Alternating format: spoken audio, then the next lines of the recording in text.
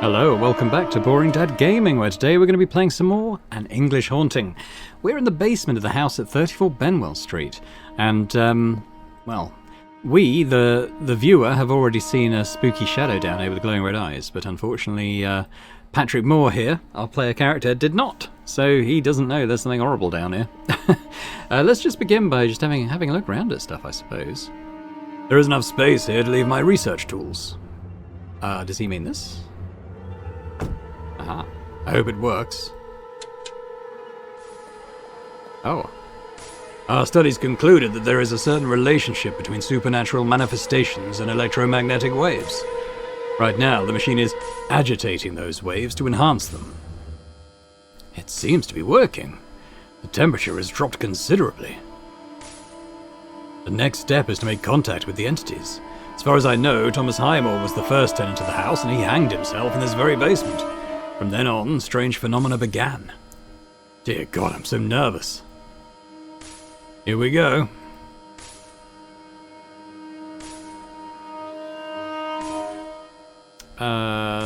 This one. Thomas Highmore, I summon you.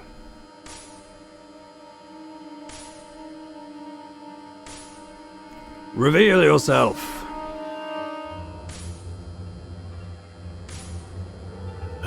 Is anyone there?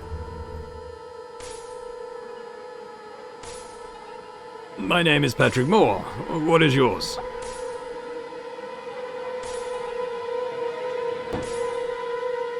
Yes. Thomas Highmore?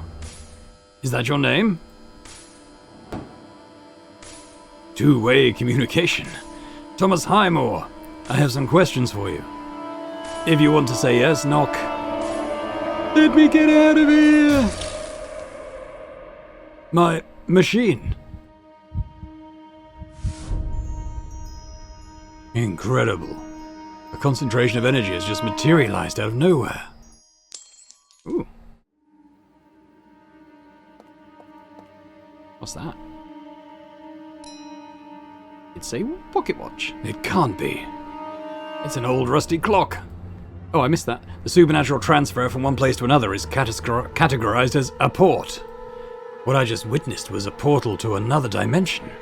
I never thought I'd witness one. There is a date inscribed on the back. 1812. Damn it. Them noises are coming from the basement. Should we go down? Are you daft? There ain't no doubt this house is haunted. Let's tell Tom, and if he wants to go down, he can. Where's he at? Watching the door. I'll tell him to come running. I think the investigations are over for now. Damn it, I wanted to have a little look around. It kind of got stuck into things a little quicker than I'd expected. But I guess we'd done the important thing. An apport. I still can't believe it. Were they looking for proof of the afterlife? Well, damn it, here it is, in this house. I've no words to express such a discovery. It is the Everest of haunted houses. You not see that, you idiots? I managed to sneak out through the bleeding window. So if you've heard noises in the basement, it's because someone slipped in through there. From now on, I want one of you keeping watch on the basement. Pick straws, but if I hear any more ghost stories, I'll swear I'll kick your asses. Got it?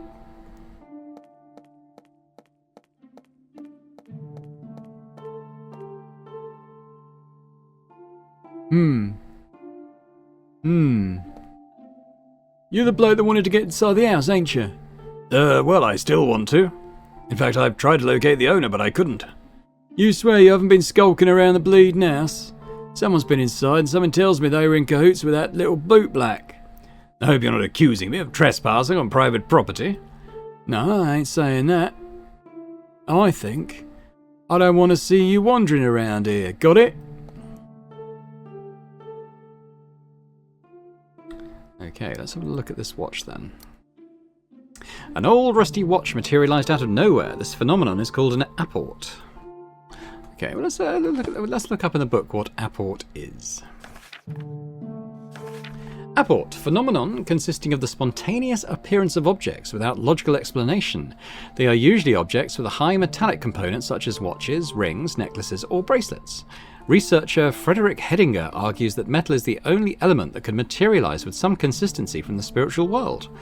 In the photograph, a ring materialized during a spiritism session in Bloomsbury, 1901.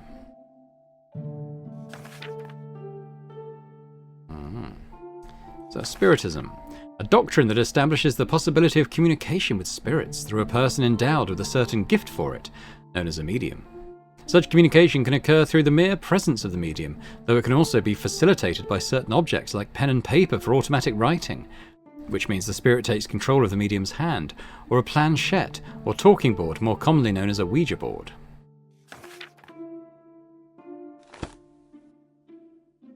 Yeah. Okay, let's now we could go and give this straight to the museum guy, but I'm actually going to take it to our university dean first, because we kind of mentioned this is the physical evidence that they're looking for. We got the picture down. Mr. Cook managed to remove the professor's portrait.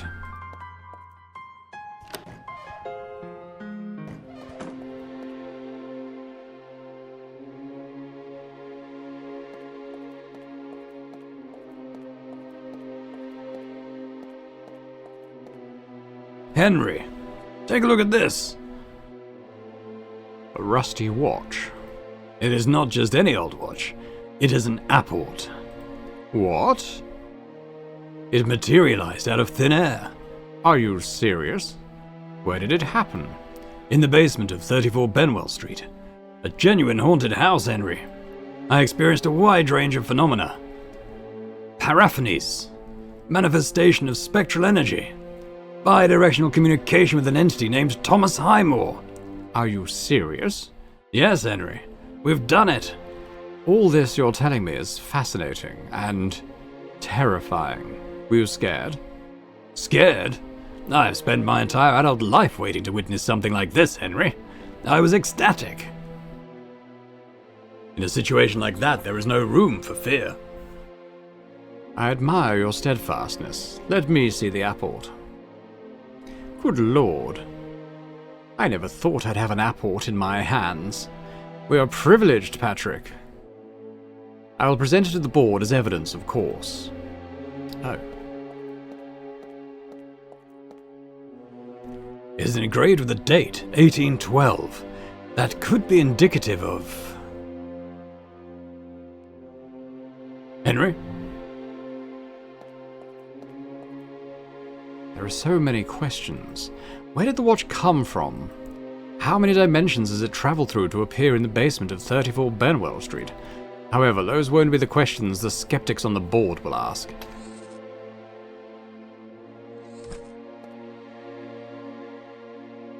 Take this necklace. Take a good look at it. Much to my dismay, I will play devil's advocate. If I told you it just materialized in that closet, what would you say? Keep it, by the way. It has been there forever. It must have belonged to my predecessor.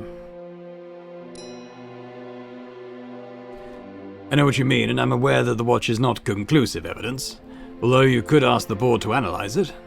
That would give us more time, and hopefully the test will reveal something odd about it. Do you agree? I agree, and I will do so.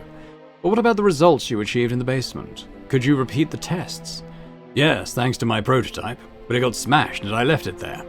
I had to run out of that basement because, well, never mind, it's a long story. Unfortunately, the board won't accept the apport as valid evidence. We must return to that house and come back with a sure thing. It will be difficult to gain access to it. Not to mention that I would have to rebuild the electromagnetic field prototype to achieve the same results. And that would take time. Let's not be pessimistic. As I said, I'll present the apport to the board and try to buy you some more time. Try to rebuild the machine and I'll make sure the entire board is present when you repeat the experiment.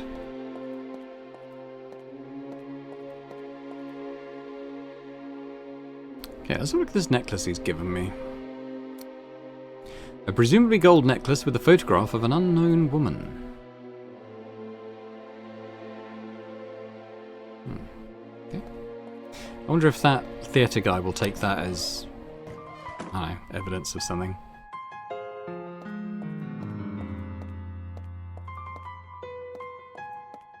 Alternatively, we could try and get some information out of the guy near the pub.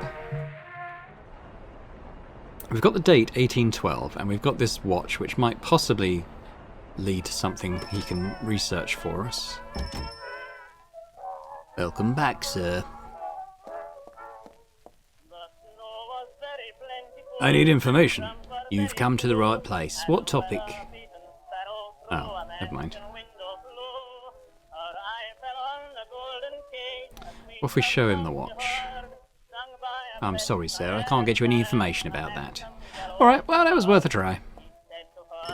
It did seem unlikely, but I just thought if we could tell who the woman is in the picture, maybe the theatre guy would value it more highly, but we can certainly just try giving it to him and see what he says.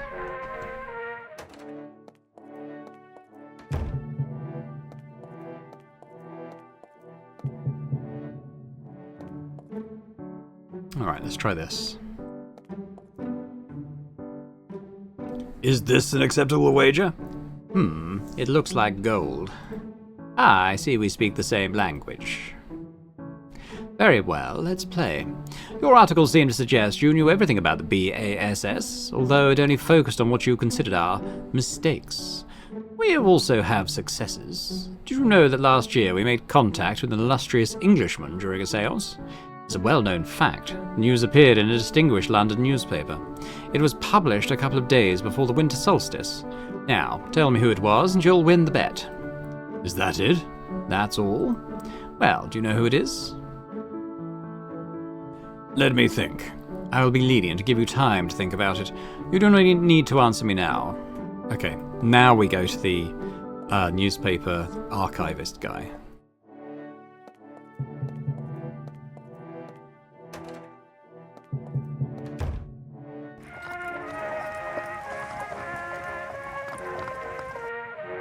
Took me a moment to think about where he was, even though we were literally just here. Hello again. Oh, it's you. Welcome. It's got a different accent every time I come in, this guy. I need information. Oh, you've come to the right place. What topic? I need information about a séance of the BASS. It's done, sir. How long will it take you to provide it? We're quite busy at the moment, so it could take a couple of days. Oh, that's too long.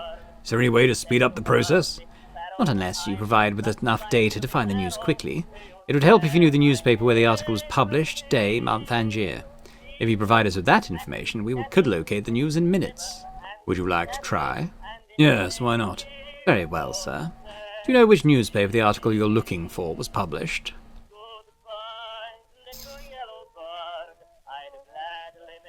Oh no, did he say? Oh, because I don't remember what he said.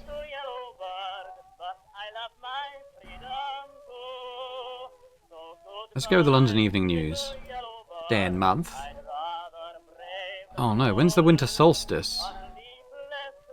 The day before the winter solstice. That might be the 20th. So the 19th might be the day we're looking for. It's definitely one of the December days. 19th December? Yeah. Oh, is this... I guess it would have been last year then, wouldn't it? In 06? 1906. I'll look it up.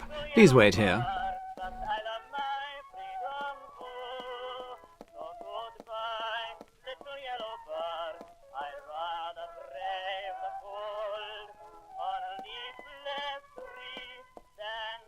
I couldn't find anything with the information you provided. I'm sorry, sir. Yes, the newspaper I'm not sure about. I didn't realise I have to retain that information. I'll tell you what, I'm going to pause while I run back to the society, and I'm going to ask the guy again what information I'm looking for, because I think the date and year I think I was okay on. But I don't remember the newspaper, so hold on a sec. Okay, well you guys have probably already realised this, but I only realised it when I went back to speak to the guy again. He didn't say which newspaper it was in. However, I did Google when the winter solstice is, and I think I got the date and year right, so we don't... we're not going to need a huge amount more. So let's just go through this again. So it says it's a famous London newspaper. We've done the London Evening News. I mean, I would say the Observer, but that's a national newspaper, but then this is 1907. It's the only newspaper here that I've heard of. So let's go with the Observer. Day and month, we're going to go again, so 19th December. That seems to be a couple of days before the solstice, and it's last year. He's going to look it up. He's also got newspapers on the wall, so if this is another fail. I'll have a look at those newspapers and it might be one of those. Do you have any luck? No, sir. There's no news related to the data you provided. Okay, let's have a look at these newspapers on his wall, because I remember they're from specific ones. Look. Oh yes, those are covers of various American newspapers like the National News, New York Herald and the Evening Star. We also work with press from other countries, blah blah blah. Abraham Lincoln, yeah, okay, so that actually wasn't English newspapers then. Well, I think we just have to maybe do trial and error then. There's only a few options. I'll click through, I won't read it every time, so let's just click through. London Daily Post?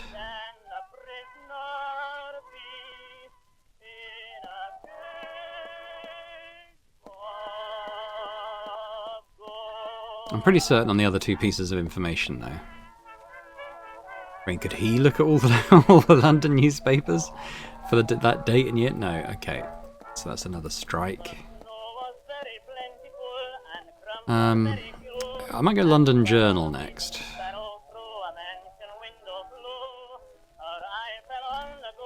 Yeah, it's a good thing that he's incredibly patient with me.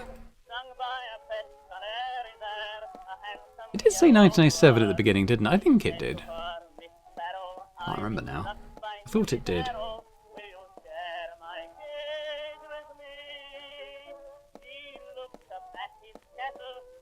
Did you find anything? Oh, okay. God. I'm starting to doubt myself now. Let's try again.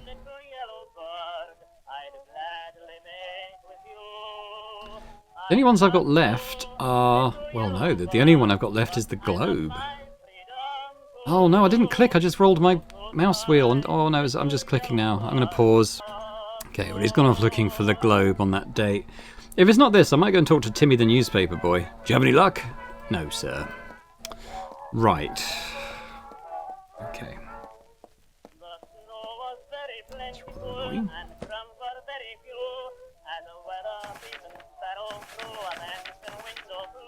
Yeah, so it is 1907. So I'm sure on that detail. Let's talk to the newspaper boy. Maybe he knows something about London newspapers. I mean, it's as good a guess as any, isn't it?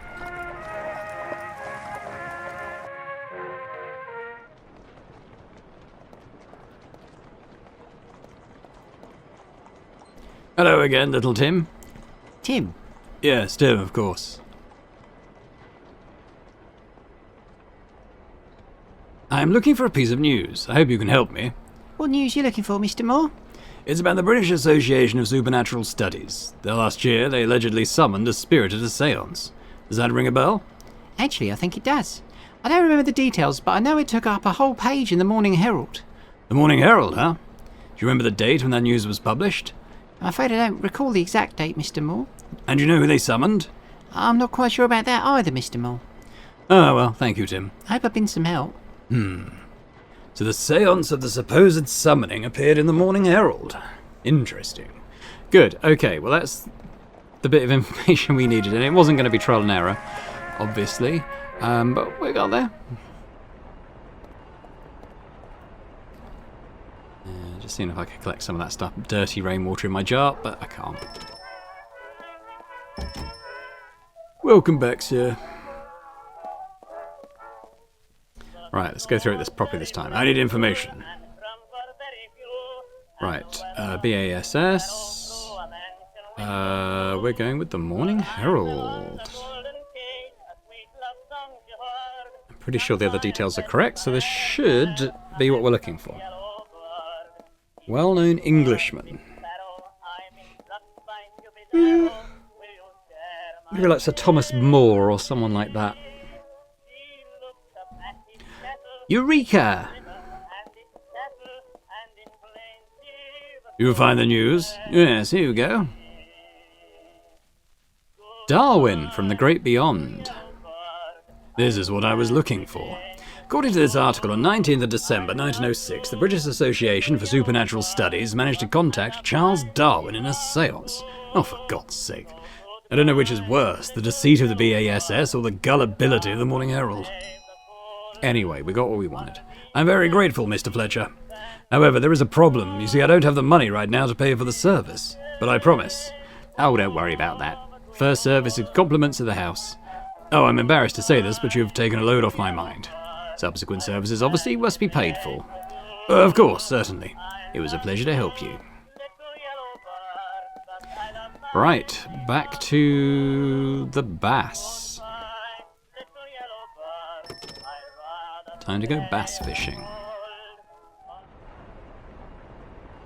Oh, go to the bass on the double. I'm going to stop it now, I promise.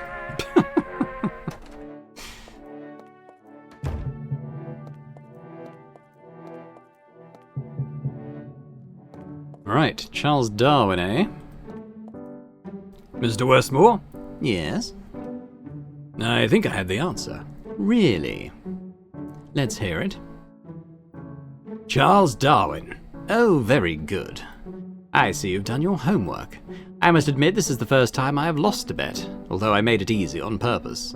I just wanted to show you that in the BASS we achieve results, which, by the way, is something you and Professor Ward failed to do. A promise is a promise. Wait here.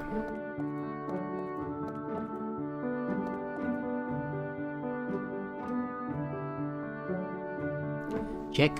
Checkmate, Professor Moore. This will teach you not to question the results of the BASS. Professor Moore, come here, please.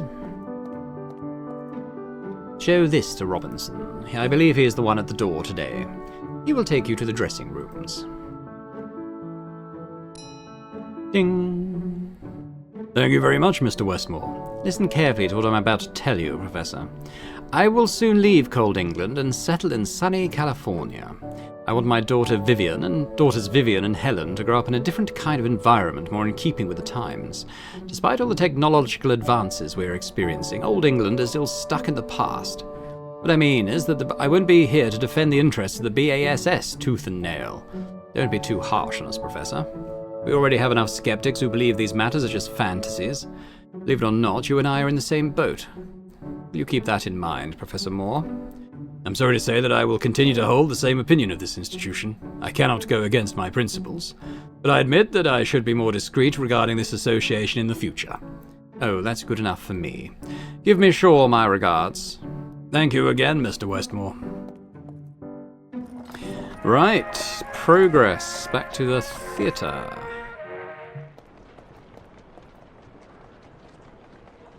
So what is this note? Take the bearer of this note to meet Miss Shaw, Richard Westmore. Okay. Works for me. Do you have a minute? Mr. Westmore was kind enough to give me this note. May I? Yes. All right. The show's not over yet. I'll have Clark escort you to the box seat so you can watch the last few minutes. When it's over, he'll take you to Miss Shaw's dressing room. Is that all right with you, sir? It's more than all right with me. Please go in. I'll inform Clark. Ladies and gentlemen, it has been a great pleasure to share this magical evening with you. You have witnessed the possibility to cross the thin line that separates our plane of existence from the beyond. You have also been witnesses to how the dead still have much to say to those of us who remain in this world. I can only say thank you for... Wait a moment. A young man. He has been wounded. A war. Far from here, on another continent. He is calling for his mother. He knows he is going to die in a few minutes. He's bleeding out. Do not cry, my dear. What is your name? I can't hear you clearly. Warren? Walter. He knows his mother is here. Oh! What's your mother's name, dear? Amelia? Amelia Reinhardt? Anyone in the audience with that name? Oh my God, Walter! Please come up to the stage. Your son wishes to be with you in this delicate moment.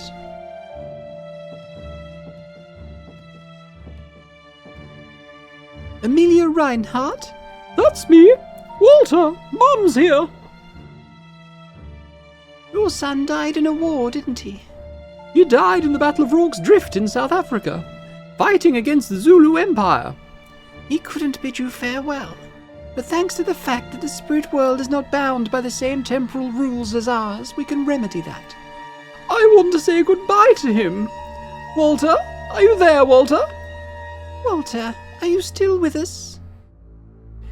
Yes, here's your mother. Do you want to say something to her, Walter? This charade must end. Who is the fool who dares to interrupt a communication with the other side? Drop the act, Miss Shaw. Your role as a medium is beyond your abilities. Ladies and gentlemen, all the way from across the Atlantic, Mr. Harry Houdini, the great escapologist. A round of applause, please.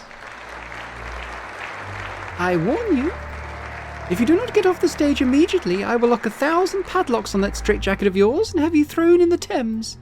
Let's see if this time you manage to survive your star act.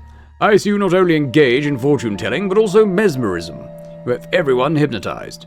Ladies and gentlemen, I apologize for this interruption, but you must know that this woman is deceiving you. What is happening, Miss Shaw? Ignore him, Miss Reinhardt. Miss Shaw is not speaking with Mrs. Reinhardt's son. She's never spoken with the dead. And how do you know my son died in the war? You are Amelia Reinhardt, owner of one of England's most important steel empires. Everyone knows that. Tragically, you lost your son in the war against the Zulu Empire. Are you getting the picture? Many of you are London society figures. Most of the information Miss Shaw has brought to light tonight is public. And what isn't, she and her team have thoroughly investigated about you beforehand, digging deep into you and your deceased loved ones to perpetrate this lamentable spectacle. Don't be deceived by the crude tricks of this fraudster. Walter? Yes? No, don't leave. I know what you're trying to do, Shaw. Don't go there. Walter says we are not taking him seriously. No, son, please. Stay with us. Damn it, Shaw. Walter says he has little energy left to remain in this plane. Mr. Houdini's interruption has hastened the little time he can spend among us. Walter? Walter is no longer with us. I'm sorry you couldn't say goodbye to him, Miss Reinhardt. Damn you, sir! Are you proud of what you've done? Because of you, I couldn't bid farewell to my deceased son. Be rational, Miss Reinhardt. Your son has never been in this room. You've no heart, Houdini. How can you do this to a mother? Apologize or we'll make you apologize. The audience is starting to get nervous, Houdini. You still have time to leave this stage. But haven't you seen what just happened? She's used a mother's pain to emotionally manipulate you and... Stop it already, Houdini! These people came to see a show. If you don't leave now, I'll punch you in the stomach. As we know, that's how Houdini died, of course. And what a show they will have. With your attitude, you're legitimizing these scams, you ignorant bunch. I'm sorry for what happened, Mrs. Reinhardt. Can't you contact my son again? Unfortunately, it does not work that way. You can return to your seat. That is all, ladies and gentlemen. We have traveled through remote and unexplored worlds without leaving our seats. We have heard everything that the deceased had to say. I hope you've had an evening of unimaginable sensations. And remember, the dead speak to us. We just need to pay attention. Thank you very much for coming.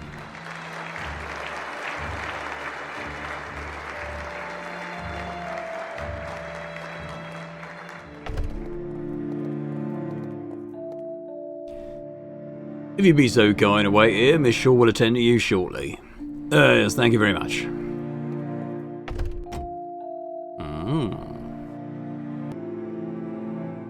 Okay, well, let's take a little look around, shall we, this time, before we do anything that might result in a cutscene again. Yeah. Beatrice Shaw is about to arrive. I don't have time to search the drawers without being caught. Alright, well, we'll just have a look around the stuff, I suppose. I can barely see my reflection. Everything is cluttered with fan letters and a couple of photographs of Miss Shaw with Henry Irving and Thomas Hardy. There is a note from Richard Westmore. It says, "We're making a fortune, Beatrice." For God's sake, Oliver. Didn't you know Houdini was in town? Yeah, I did. I did not expect him to attend the show. The scoundrel is determined to disrupt the work of mediums. He's obsessed. Won't happen again, Beatrice, I promise. Don't worry. Luckily I know how to deal with these kinds of people.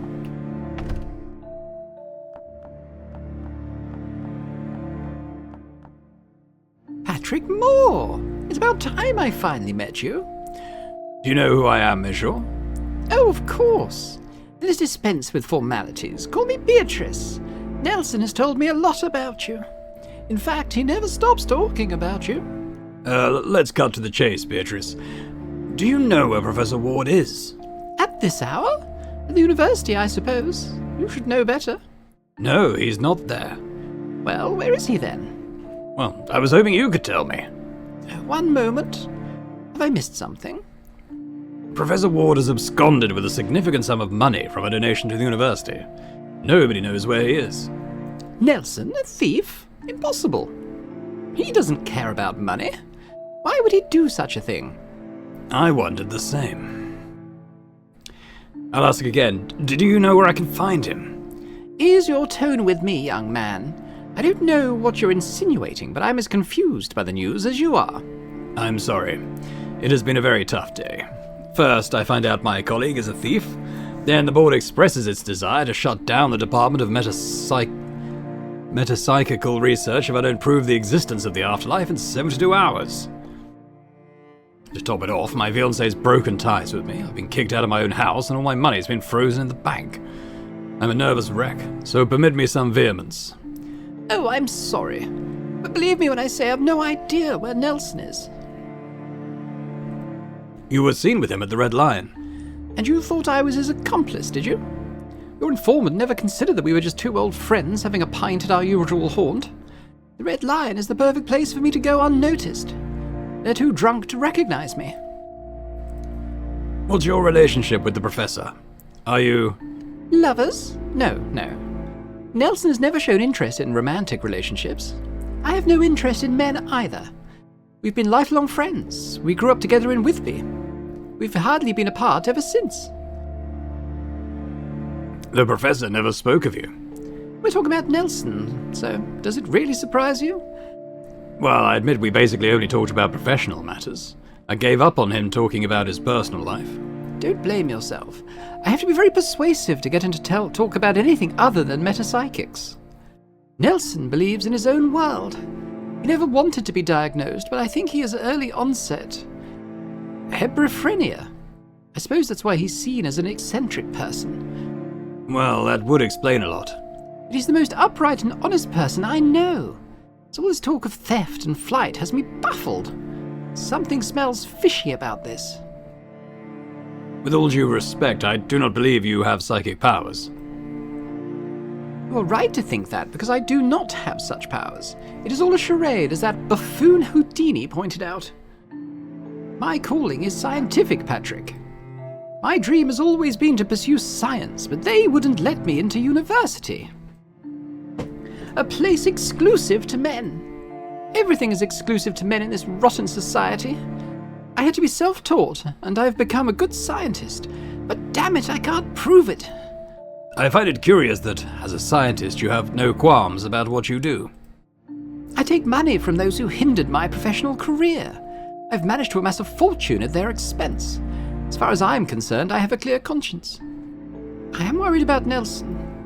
He must have been coerced into doing what he did. It's not like him. I refuse to believe it. Do you have any clues as to where we can find him? No, every lead I've followed regarding his whereabouts has led me to you. Oh. Have you checked if he's in his workshop? What workshop? He never told you about it, I see. Does he have a secret workshop? Secret wouldn't be the word. He would simply forget to mention it. You know how he is.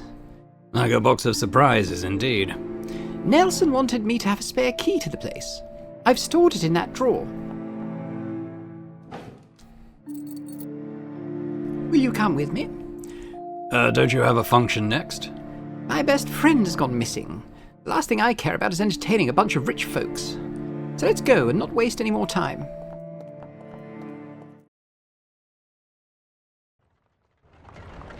You look tired. Why don't you take a nap? I'll let you know when we're about to arrive. I'm all right, not to worry. I won't insist. Okay. Okay, well, we can start by looking at the window. I hate London. Its streets, its people, its repressive morality. The only good thing about this city is Nelson, although he's from Whitby. I thought you said Withby before. I guess that doesn't count. Whitby's in Yorkshire. I'm not very good at a Yorkshire accent, though, is the only thing. Alright, talk to Beatrice then. What's your story, Patrick? Excuse me? Both you and the Professor are obsessed with finding out what lies beyond death. An admirable passion. Both of you would give anything to know the truth. So tell me, where does this interest come from? I saw a ghost when I was a child. Interesting. It was my little brother. He died of polio when I was 9 years old. Oh, I'm so sorry, Patrick. I can't imagine how hard it must have been for you. It was, Beatrice, it was. It happened on the night of his funeral. I heard footsteps in the hallway that startled me. They were heading towards the room Cedric and I shared. At first, I thought those steps belonged to one of my parents. But it didn't sound like their walk. It sounded like Cedric's walk. Polio had deformed his right leg. His gait was distinctive. I jumped out of bed, opened the door to the hallway, and it was him. His face was contorted in a perpetual grimace of agony and pain. He was bumping into walls with violence. He was banging his head against the door frames as if something was eating him up inside and he was trying to get rid of the pain. It must have been terrible. So horrible that I couldn't bear it and I fainted. I never told my parents. Would they have believed me? I doubt it. Neither did I want to cause them any more pain than they were already enduring. But what I saw was real. It was not a hallucination or a dream. There's no one in the world who can convince me otherwise. For years I've been obsessed not only with the fact that we can see the immaterial world, but also with what is happening to these poor souls. I don't buy into those benevolent stories of ghosts appearing to their loved ones to bid farewell. What I usually do in my show, yes. Pure fantasy, I'm with you. If we go back to ancient times, the figure of the ghost has always caused terror. Ghosts have been feared since the dawn of time. Why are they used in literature as a chilling element? Why does the word itself have that terrifying connotation? They are our loved ones, right? It should be cause for celebration and hope that they visit us after death and that we can contact them. As with visions of angels or virgins, no one was scared of the apparitions at Lourdes in 1858. Exactly. Cedric's appearance was of a different nature. It conveyed anger, pain, aggressiveness. It was the very embodiment of terror. Something happens to us when we pass to the other side. I want to know what it is. I can't bear the thought of my little brother, who suffered in life, also suffering in death. He doesn't deserve it. No one deserves to end up like that. Most religions assure us that eternal peace awaits us after death. Rubbish! They're wrong. Do you want to hear my story? Of course, go ahead. Nelson and I witnessed a similar apparition when we were children. It was at St. Mary's Church in... She's saying Whitby now. I think Whitby is a place I know, though, so I'm going to say Whitby. There were rumours that strange noises were heard in the church some nights. The parish priest denied it, but everyone knew something was happening there. The village elders talked about the ghost of a former prior who roamed that church at night. We've always been passionate about these issues, and like the good rascals we were, we snuck into the church one night, hoping to see a ghost. Childhood fantasies, you know. We sat on one of the benches closest to the exit, just in case. We were there in the dark for over 3 hours with nothing happening, but suddenly we saw the benches near the altar starting to move on their own. A dark silhouette materialized and began pushing the benches with violence while approaching us. We heard its voice, but we couldn't interpret what it was saying. Its tone denoted anger. That scared us more than its mere presence. I don't know how we overcame the fear, but we managed to get out of there. That same night we promised to dedicate our lives to studying these phenomena. Did you become a researcher? Oh yes, most of my life has been dedicated to research with Nelson. But we didn't succeed. Nelson had support as a forensic scientist and later as a professor at the university. He could afford something as basic as living. I needed money. Research in this field was a guarantee of starving to death. And we weren't achieving great results either. So I put aside the investigations and became Beatrice Shaw, the great medium. Nelson didn't take it very well, although he never stopped informing me of all his progress. The last night we met at the Red Lion, he told me he'd found an ideal place to investigate. Number 34 Benwell Street. Yes. I have been there. I managed to contact an entity. Are you serious? Nelson was right. We have to go back there and conduct a thorough investigation. Those idiots who want to shut down the department will have no choice but to eat their words. Oh, we're arriving. Hopefully we will find Nelson sleeping soundly in the workshop, unaware of all that's happening. Professor? There seems to be no one here. Let me try. Nelson, you fool! Open this blasted door. All of London is looking for you. I'll open it.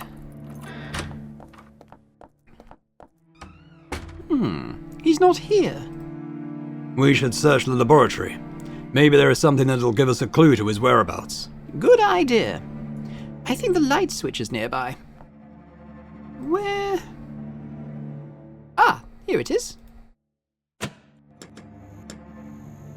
Let there be light.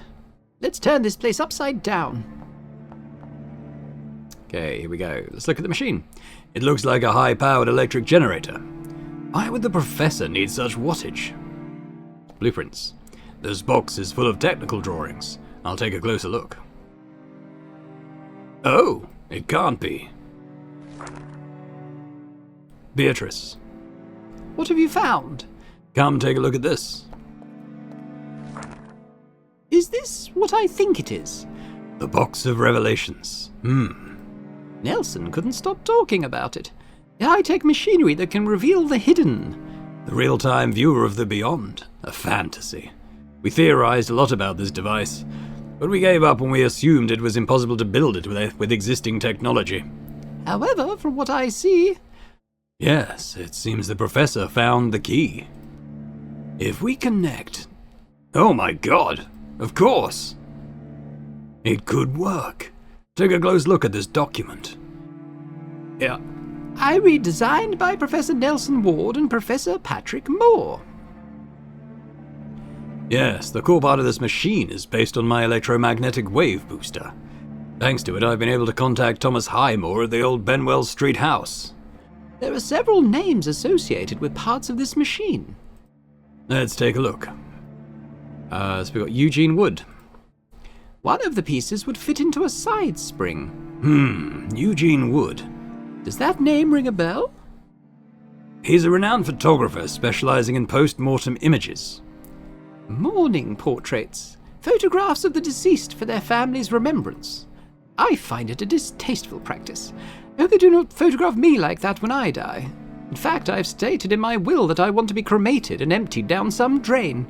I hope my last wish is fulfilled. I think that piece is a photographic plate. One of the functions of the Box of Revelations is to visually record the surroundings. Okay, Florence Cook. That tube is meant to contain ectoplasm, correct? Yes, you're right. Since ectoplasm is the materialization of certain elements from the beyond, we have theorized that, if treated and enhanced, it could be a strong conduit for displaying that invisible reality. But Florence Cook? She's an even more fraudulent medium than you, if I may be so bold. Florence Cook could manifest an entity called Katie King through her body. And yes, it was proven to be a fraud. And the professor knew it. That's why I'm concerned about entrusting the collection of ectoplasm to Florence Cook. This here, it's a geometric figure. This space is intended for the machine's generator. For the Box of Revelations to be autonomous, we needed significant power. We conducted several tests synthesizing and miniaturizing various generators. We were unsuccessful. It was one of the reasons we couldn't carry out a prototype. However, it seems that Nelson found an alternative. Yes, there's no doubt about it. But I don't know what that figure could be. Professor Silas Bennett. Who are we talking about? Silas Bennett is a reputable yet eccentric archaeologist. He spends much of his time searching for artifacts out of time and place. This has led to a rather dubious reputation. Artifacts out of time and place? OOPARTs, that's what they call them. It's an acronym for out-of-place artifact. Fascinating. The Box of Revelations is a reality. It can be made. With those 3 missing pieces and relying on the professor's judgment, yes. Do you know what this means, dear friend? Thanks to it, you'll be able to prove those skeptics on the board that you were right. What am I saying to those skeptics? To the whole world! Come with me. This device caught my attention, but I didn't know what it was until I saw the plan for the Box of Revelations. Yes, indeed. It appears to be a prototype of sorts. Let's see what you think of my proposal. I've noticed some missing adjustments and some elements that could be improved. I can take care of that while you get the missing pieces. But what about the professor? Should we suspend our search? We're at a dead end. We can waste time wandering around London, or we can save your department at the university. We'll worry about Nelson later. Something tells me he will show up eventually. Well, what do you say? If the machine works, we can try it at Benwell Street. So count on it. Excellent. Let's recap. We need an ectoplasm sample. Nelson pinned his hopes on Florence Cook. Yes, well, I have doubts about this matter. It's well known that Florence Cook was a fraud. It's also well known that Nelson is the most skeptical investigator in all of England. Trust him. Nelson must know something we don't. All right, where can we find Florence Cook nowadays? She's still conducting spiritualist sessions. She has her cabinet on Larkhall Lane. I'll head there. Professor Silas Bennett is the key to making the machine autonomous. An archaeologist, not an engineer. I wonder how he can help us. We'll have to ask him. Do you know where we can locate him? Yes, he has an office at the London Archaeological Society. And last but not least, we have Eugene Wood. A photographer. The machine can photographically record its surroundings. And that compartment in it seems intended for a photographic plate. But not just any photographic plate. If it were, Nelson wouldn't have had trouble finding one. I'll pay Bennett a visit and we'll find out. Very well, Professor Moore. Pay a visit to those people. Meanwhile, I'll work on the machine adjustments. Bring me the pieces as you acquire them. There is no time to waste. Let's get to it. Okay, cool. Let's have a look at anything that I didn't have a look at before. I should let Beatrice work. She knows what she's doing. Fair enough. If I need a ladder, I'll know where to find one. Professor Ward's famous casuistic archive. He used to have it in his office. Apparently he moved it here recently.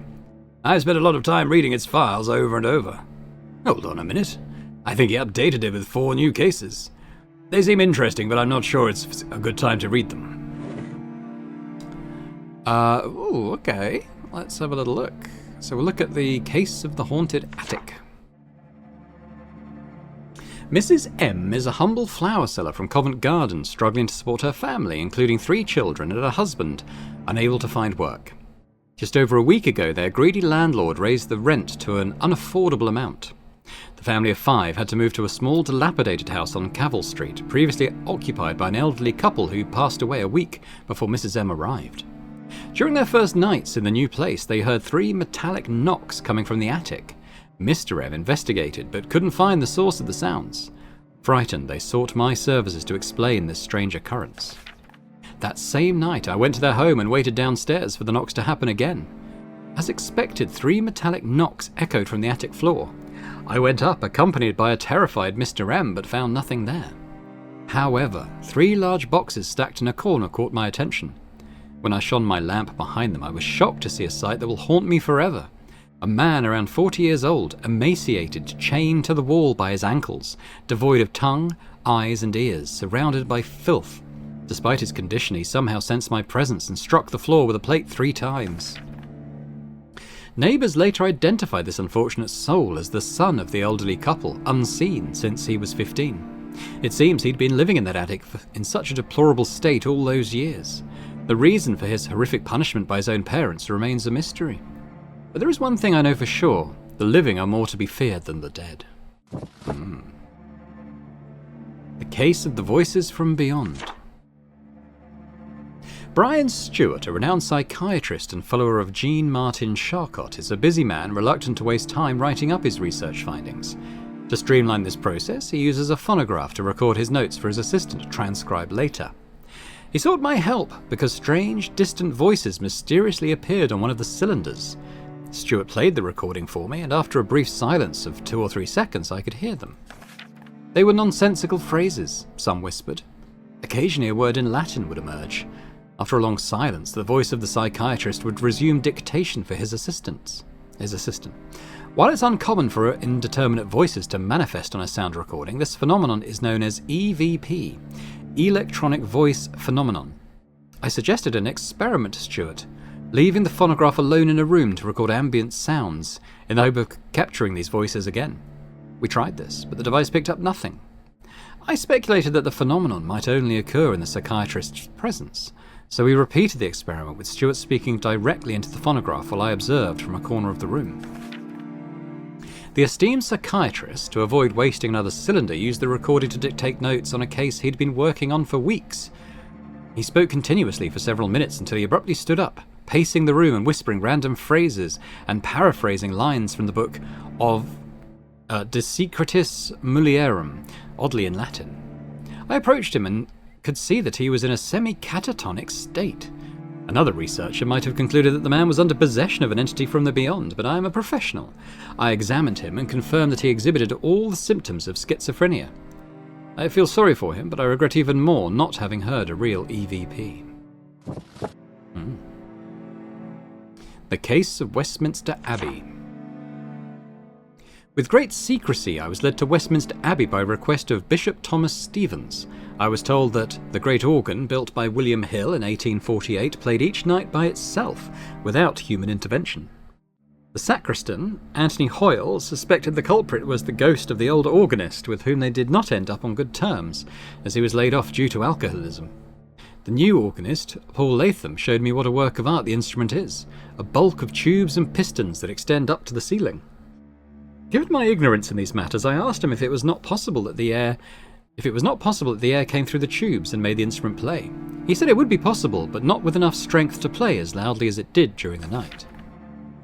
He added that what you could hear was no melody, but a string of distorted notes that made one's skin bristle. The organist offered a small snack in the form of an excellent wine and a delicious Swiss cheese, then asked me to attend his rehearsal. So that I could hear for myself the sound of the enormous instrument, and so that he could brag about his skill with the keyboard, I imagine. When he was finished, he asked me how I liked the piece he just played. I do not know a lot about music, so the only thing I told him was that he had some chunks of cheese in his bushy beard. He left annoyed, and I do not blame him. I'm aware that my social abilities leave much to be desired. I missed Patrick. My colleague knows how to connect with his fellow men. In the early hours during my watch, I was sitting in one of the seats closer to the organ, when I heard a cacophony emanating from the instrument. They were right, no one was at the keyboard. The acoustics of the place made the sound resonate throughout the room, making anyone who heard it anxious to some degree. Thinking I would finally catch a ghost, I drew near to the organ and could see a tiny mouse running along the keys, eating the bits of Swiss cheese that laid on them. The organist received an ultimatum: either he stopped eating cheese before rehearsing, or he shaved off his beard. He opted for the latter. Finally, we have the case of the sheet ghost. Sir Clarence Hoffman, the once famous theatrical author, required my services as he claimed several strange phenomena were happening in his house. The residence is near Piccadilly, and I will omit the street and number by express desire of his wife. Hoffman's tale was that at midnight, several times already, a figure wandered through the corridors of the house. The story was corroborated by his servant, someone named Fritz Meyer. Mrs. Hoffman did not want to talk about it, though. Her husband excused her, explaining that it was hard for her to give any details about the phenomena, as the mere mention of them affected her nerves. Half an hour before midnight, I asked the inhabitants of the house to stay away from the area of the apparition's activity, which is the living room. 5 minutes before the clock struck 12, I stood in a corner of the main corridor so that I could have a wide view. At 12 o'clock, I could see a dancing shadow on the far side of the corridor. I drew closer, hiding in the shadows that I would not draw the attention of the phenomenon, until I realised it was a figure in a sheet with holes for the eyes. I pulled the sheet with outrage and with a bit of curiosity about which member of the household was using such a trite trick to waste my time. Mrs. Hoffman arrived in a rush when she heard me scolding the German servant, and told me, with an embarrassment that made me sympathetic, that their husband missed the time when he was a regular in the newspapers. The time which, sadly, no one even remembered. Seeing that cases of apparitions featured prominently in the press each day, he plotted so that newspapers would draw their attention to him once more. He asked the servant to disguise himself as a ghost, so that a well-respected metapsychic investigator, that is me, would confirm the story to give it a lustre of authenticity. What Sir Arthur Hoffman did not count on, however, was the weariness yours truly bears on his back in matters of fraud and deception. I promised that the theatrical author would once again feature in the newspapers, this time in the role of a fraudster. But the insistent pleas of Mrs. Hoffman dissuaded me from taking this story, which she never agreed with, to the press. I am exhausted. Sometimes I wonder if all is worth it. All this is worth it. Okay, so he's disproven a lot of cases. Anything good on the shelves? The shelf is full of tools, but I don't see anything that could help me. Okay, so we've got a potential ladder, but probably the thing to do next is just to head out and get started on stuff. But I think that's probably a good place to leave it for now, before we head out to the 3 locations and get the materials we need for this ghost. It's not a ghost capturing device. It would capture an image of said ghost, wouldn't it? What's out there? Typical London weather, fog banks and high concentrations of pollution. Yeah, amen to that. Anyway, thanks very much for watching. Hope you've enjoyed this episode of An English Haunting. Things are gathering pace a little bit now, I feel. And hopefully you have enjoyed it. And if you have, if you could hit the thumbs up button, that'd be amazing. If you could leave me a comment as well, let me know what you think about the game so far, the puzzles, anything else you like, really. It's just always good to hear your thoughts. And if you're watching this and haven't yet subscribed to the channel, would be amazing if you could. So thanks very much, and I hope to see you next time. Bye for now.